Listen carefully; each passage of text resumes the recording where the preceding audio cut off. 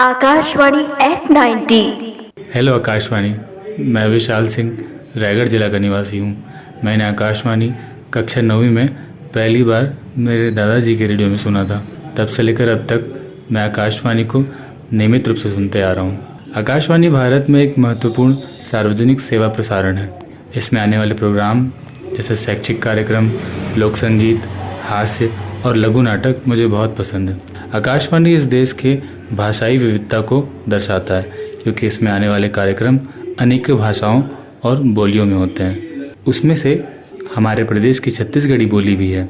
आज 21वीं सदी में लोगों को जागरूक और समसामयिकी से रूबरू करने के लिए आकाशवाणी एक अहम भूमिका निभा रहा है। आकाशवाणी ने आज 90 वर्ष पूरे कर लिए हैं। इस अवसर पर सभी रायगढ़ वासियों की तरफ से पूरे आकाशवाणी टीम को और सभी श्रोताओं को बहुत बहुत शुभकामनाएं।